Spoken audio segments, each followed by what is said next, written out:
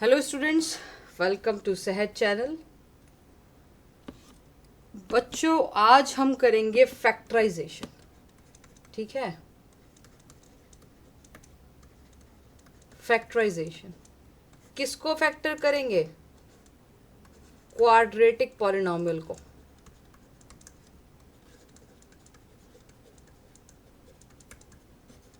ठीक है, quadratic polynomial को हम फैक्टर करेंगे। क्वाड्रेटिक पॉलिनोमियल होता क्या है?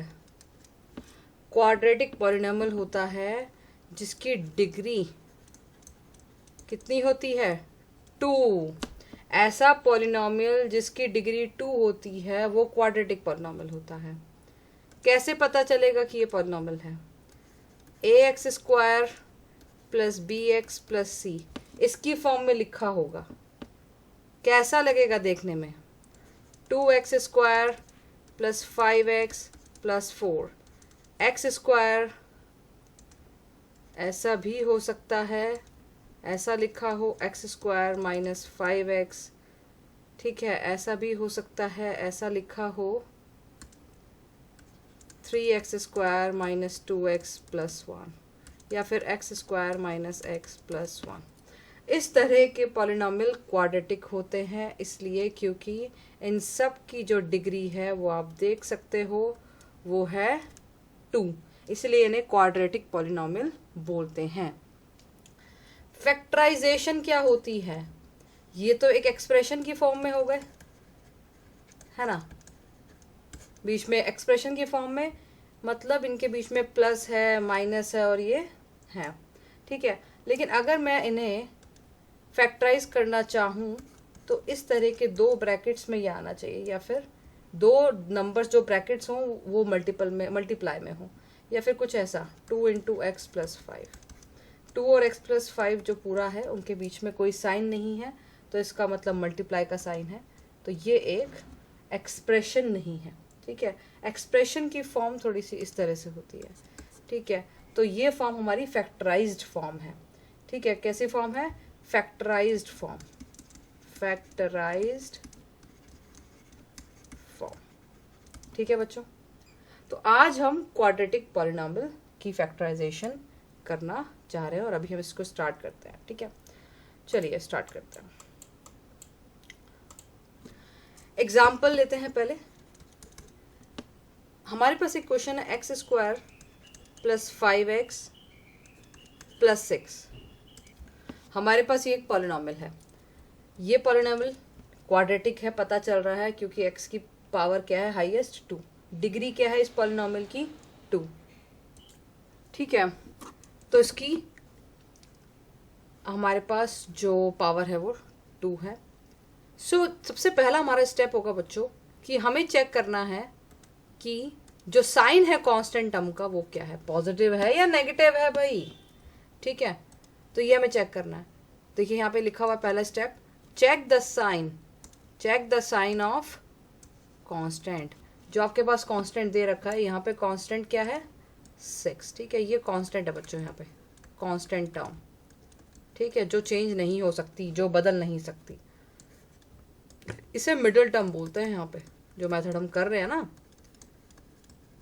इसी का काम है सारा, हमें मिडिल टर्म को तोड़ना है। अभी बताएंगे कैसे, ये तो आपको पता ही है। इसे x² बोलते हैं। ठीक है, इसका जो कॉफिशिएंट है x² का वो यहाँ पे बच्चों 1 है। अब कॉफिशिएंट क्या होता है भाई? क्वेश्चन आता है ना कि कॉफिशिएंट क्या होता है, नहीं पता हमको, बताइए। देखो बच्चों, कॉफिशिएंट वो होता है जो वेरिएबल से पहले लिखा होता है। अब यहाँ देखिए, x से पहले क्या लिखा है? 5, तो 5 कॉफिशिएंट हो गया किसका? x² का। तो लिखेंगे 5 इज, सॉरी x का, ठीक है ना, x² का तो 1 है, तो यहाँ लिखेंगे 5 इज कॉफिशिएंट ऑफ x। ठीक है, 5 जो है वो x का कॉफिशिएंट है। वेरिएबल के साथ जो लिखा हुआ होता है वो उसका कॉफिशिएंट होता है। अब यहाँ पे अगर हम बात करते हैं कि कॉफिशिएंट x² का कितना है, भाई कुछ नहीं है, आगे तो 1 होगा ना, क्योंकि x² is equal to 1 into x²। मानेंगे बात ये, है ना? तो बच्चों यहाँ पे कांस्टेंट टर्म क्या है 6 और कोफिशिएंट ऑफ एक्स स्क्वायर क्या है 1, तो 6 इंटू 1 इज इक्वल टू 6, है ना। अब क्या करना है, अगला स्टेप हमारा क्या होगा, इस मेथड का नाम मैंने आपको बताया क्या होगा, स्प्लिटिंग मेथड। ये स्प्लिटिंग है, तो किसको स्प्लिट कर रहे हो, मिडिल टर्म को। मैंने आपको कहा था यहाँ पे सब कुछ मिडिल टर्म होगा, मिडिल टर्म से ही जो करना है। मिडिल टर्म तो 5x है, इसको स्प्लिट करना है, तोड़ना है। अब देखो तोड़ना कैसे है, तोड़ना कुछ ऐसे है कि दो नंबर ऐसे छाटो, दो नंबर ऐसे छाटो जिनको प्लस करके तो 5 आए और मल्टीप्लाई करके 6 आए, जिनको प्लस करके 5 आए और मल्टीप्लाई करके 6 आए। प्लस क्यों कर रहे हैं, क्योंकि देखो मैंने आपको कहा था हमें चेक करना है कांस्टेंट का साइन, ये पहला स्टेप था। इसका मतलब पता चल गया कि प्लस करके 5 आएगा और मल्टीप्लाई करके 6 आएगा, ठीक है। अब देखो कैसे इसको तोड़ते हैं, एक्स स्क्वायर रहेगा, तोड़ना तो सिर्फ 5 को है, बाहर वाला एक्स, ये जो एक्स इसके साथ है बेचारा, इसे तो बिठाए रखो, और 6। ऐसे दो नंबर जिन्हें प्लस करके तो 5 आए और मल्टीप्लाई करके 6, 2 और 3 होंगे, है ना। तो यहाँ पे 2x प्लस, सॉरी x तो पहले ही हमने बाहर लिखा हुआ है, ठीक है, तो x लिखने की यहाँ ज़रूरत नहीं है। 2 + 3 तो क्या हो जाएगा, x² + 2x + 3x, क्योंकि ब्रैकेट खोलेंगे ना बच्चों, 2x से मल्टीप्लाई होगा, 3 भी x से मल्टीप्लाई होगा, प्लस 6। अब बच्चों पेयर बनाएंगे, दो दो के बन रहे हैं। पेयर जब बनाएंगे तो इन दो के पेयर बनाया, x² + 2x का। कॉमन क्या है, कॉमन मतलब जो दोनों में आ रहा हो, सबसे बड़ा जो दोनों में आ रहा हो, चाहे वो नंबर हो और चाहे वो वेरिएबल हो, तो बेटा वो x है। इधर x बचा और इधर 2, इन दोनों में कॉमन बेटा 3 है, और इधर वाले, इस वाले में तो x बचा, और इधर जब 3 बाहर आ गया तो प्लस रहेगा, तो 3 × 2 = 6, तो यहाँ 2 आएगा। अब आपने देखा बच्चों कि यहाँ पे दोनों ब्रैकेट सेम आ गए, x + 2 x + 2। अगर दोनों ब्रैकेट सेम है ना तो समझो हम ठीक कर रहे हैं। तो यहाँ हम लिखेंगे एक बार x + 2 और बाकी का जो बाहर बचा हुआ है ये x और ये +3 दूसरे ब्रैकेट में। ये बच्चों आंसर है इस क्वेश्चन का। इस तरह से हम इसको सॉल्व करते हैं। नेक्स्ट करते हैं इसी का।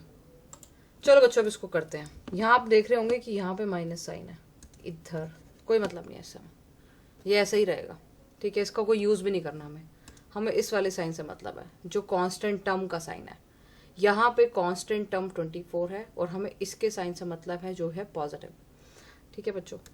अब हमें क्या करना है, हमें दो ऐसे नंबर ढूंढने हैं जिनको प्लस करके तो बेटा आए 10 और मल्टीप्लाई करके आए 24। अभी आप मुझसे पूछोगे कि आपने एक और बात बताई थी कि हमें कांस्टेंट टर्म को और कोफिशिएंट ऑफ x² को मल्टीप्लाई करना है, सही बताई थी। वो होगा 24 × 1 यानी कि 24, वही आ गया, इसलिए मैंने इसको इग्नोर किया, ठीक है। तो मल्टीप्लाई करके यही नंबर लाना होता है जो मल्टीप्लाई करके आता है। तो मल्टीप्लाई करके आपको 24 लाना है और प्लस करके 10 लाना है। कैसे करेंगे इसको, 24 6 × 4 = 24 होता है, राइट, और 6 और 4 10 भी होते हैं। पता कैसे चलेगा, कैसे हम पता लगाएं कि यही होगा। चलिए इसके लिए भी आपको मेथड बताते हैं। जो 24 आया ना मल्टीप्लाई करके, उसी वही चाहिए मल्टीप्लाई करके हमें। तो 24 के ये प्राइम फैक्टराइजेशन कर लो, 2 12 2 6 2 3 और 3 1 कर लिया। उसके बाद बच्चों क्या करना है आपको, अब ये चारों मिल गए आपको, 2 2 2 3 मिल गए ना। अब इनको कैसे करेंगे, जैसे 2 2 2 और 3 मिले, इनको आपस में मल्टीप्लाई करके दो दो के पेयर बना लो। ये 4 है, दो दो के, हमें 2 चाहिए ना, कुछ भी आए आप दो दो के पेयर बना लो, ठीक है। 2 नंबर आपको चाहिए, इनमें को मल्टीप्लाई करके आप 2 नंबर निकालो। इससे देखो कैसे निकलेगा, 3 2 = 6, 2 2 = 4, तो 6 और 4 यहीं से निकल गए। हर क्वेश्चन का आंसर आपको यहाँ से मिल जाएगा, हर एक के फैक्टर आपको मिल जाएंगे। तो बच्चों यहाँ आप x² को ऐसे ही लिखोगे, मैंने कहा था माइनस का इस साइन से हमें कोई मतलब नहीं है। 10 को आप लिखोगे 6 + 4, x को आप x से लिखोगे +24। उसके बाद क्या करेंगे, x² तो रही रहेगा, -6x, 6 को मल्टीप्लाई करेंगे x से तो 6x आ गया। अब बच्चों 4 को भी x से मल्टीप्लाई करेंगे लेकिन ये प्लस का साइन जो है वो माइनस का हो जाएगा क्योंकि बाहर माइनस का साइन है। समझ में आई बात? तो बेटा ये हो जाएगा -4x और +24, दो दो के पेयर। इन दो के पेयर में से आपके पास x कॉमन है, अंदर x -6 बचता है, और इन दो पेयर में से आपके पास -4 कॉमन है। यहाँ तो बेटे x ही बचेगा। अब माइनस का साइन अगर बाहर आ जाए और अंदर एक ब्रैकेट हो आपके पास, तो अंदर का साइन जो प्लस है वो माइनस का हो जाएगा, ये और माइनस है प्लस का हो जाएगा, और 6 ही आएगा क्योंकि 4 6 24। नोटिस करो ब्रैकेट सेम आ गए, वही मजा आ गया। तो एक बार इस ब्रैकेट को लिख दो और बाकी दूसरे ब्रैकेट में जो बाहर नंबर्स हैं ये x और -4 ये लिख दो, ठीक है ना। और ये बच्चों आपका क्या आ गया? आंसर। होप आपको ये समझ में आया होगा। इस क्वेश्चन को कैसे करेंगे बच्चों? यहाँ पे आपको मेन चीज बस कांस्टेंट का साइन देखना है। यहाँ आ गया बच्चों माइनस, और दूसरी बात क्या है, आपको इस वाले नंबर को और कोएफिशिएंट ऑफ p स्क्वायर को मल्टीप्लाई करना है। तो 16 × 1 is 16। अब आपको मल्टीप्लाई करके तो क्या लाना है? 16, लेकिन माइनस करके 6 लाना है। यहाँ ध्यान रखिएगा, माइनस करके 6 लाना है। तो बच्चों क्या करेंगे आप? 16 का क्या करोगे? फैक्टर। 2 8 जा, 2 4 जा, 2 2 जा, 2 1 जा। अब 4 बार 2 आ गए आपके पास, है ना। अब आपको माइनस करके किसी भी तरह 6 लेके आना है। अब देखो कैसे करेंगे। 2 2 जा 4, 4 2 जा 8, 8 यहाँ से मिला और 2 ये मिला, और 8 - 2 क्या होता है? 6, और 8 × 2 होता है 16, और 8 × 2 होता है 16। बेटा यही तो चाहिए था हमें, आराम से मिल जाएगा, थोड़ा प्रैक्टिस करोगे तो हो जाएगा। ये कुछ नहीं है बेटा, ये 0 नहीं है, ये बस p स्क्वायर्ड है। तो p स्क्वायर ऐसे ही रहेगा। 6 की जगह बच्चे लिखेंगे हम 8 - 2, p ऐसे ही रहेगा, -16 ऐसे ही रहेगा। स्प्लिट तो हमें मिडिल टर्म को करना है। मिडिल टर्म कौन सी होती है? जिसका कोफिशिएंट जिसकी पावर क्या हो? 1, ठीक है। तो p square plus 8p -2p -16। अब काम है दो दो के पेयर बनाने का, बना लेते हैं, कोई बात नहीं। इन दो में से p कॉमन है, ठीक है। इस वाले हिस्से में p बचेगा और सेकंड वाले में बेटा 8 बचेगा, क्योंकि p तो कॉमन आ गया बाहर, एक चीज तो बाहर आ गई, और जो बाहर आ गई उसको अंदर थोड़ी लिखेंगे। तो यहाँ p बचा और यहाँ पे 8, ठीक है। इन दोनों में कॉमन बेटा -2 है, और तो कुछ नहीं है। 2 कॉमन आएगा, 16 2 बाहर निकाल लो, लेकिन इसमें 2 से बड़ा तो कुछ कॉमन नहीं है। 4 तो कॉमन नहीं ले सकते क्योंकि इस वाले नंबर पे सिर्फ 2p है, तो बेटा 2 कॉमन लेंगे। सबसे बड़ा नंबर जो दोनों के पास हो वो कॉमन लिया जाता है। यहाँ p बचा। अब माइनस का साइन बाहर कॉमन है, तो ये माइनस का प्लस का हो जाएगा, है ना। और 8, 2 8 जा 16। देखो बच्चों, बहुत सा अच्छी बात कि भैया ब्रैकेट सेम आ गया। तो इस ब्रैकेट को बच्चों एक बार लिख दो, और बाकी का जो बचा हुआ है जैसे p और -2 वो आप दूसरे ब्रैकेट में लिख दो। ये बेटा आपका क्या हो गया? आंसर। होप आपको ये समझ में आया होगा, ठीक है। चलिए फिर नेक्स्ट करते हैं बच्चों। अब ये है 4n² - 8n + 3, ठीक है।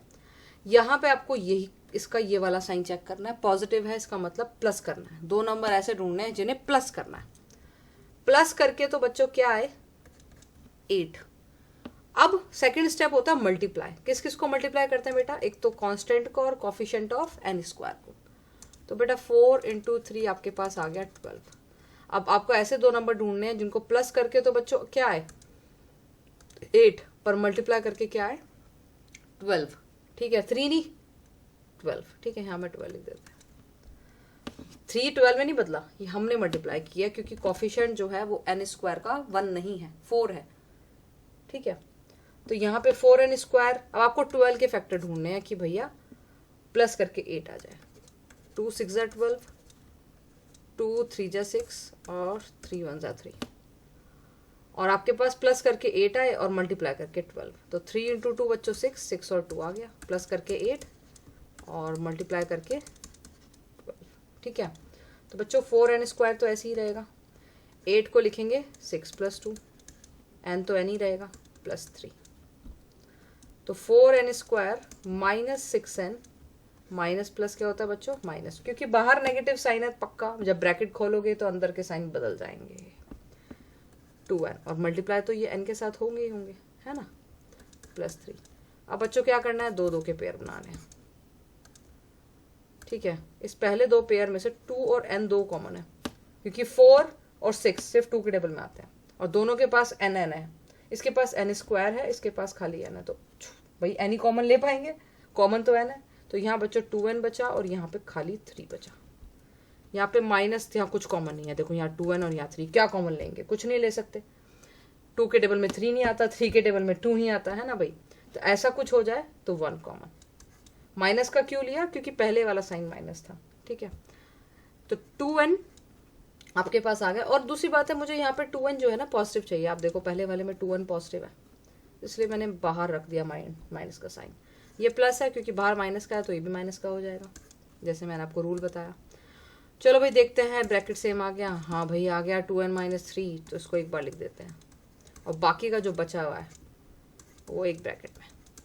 ये आपका बच्चों आंसर हो गया। ये मैंने इसलिए बताया क्वेश्चन, क्योंकि इसमें कोफिशिएंट जो n स्क्वायर का था वो 1 नहीं था, 4 था। ऐसे क्वेश्चन आ जाते तो बच्चे घबरा जाते हैं, तो घबराना नहीं है बच्चों, इस तरह से इसको आपको सॉल्व करना है, ठीक है। फिर भी आपको कुछ लगता है कि भाई पूछना है हमको, तो sehajhelp.students@gmail.com पे आप मुझे इजीली मेल करें।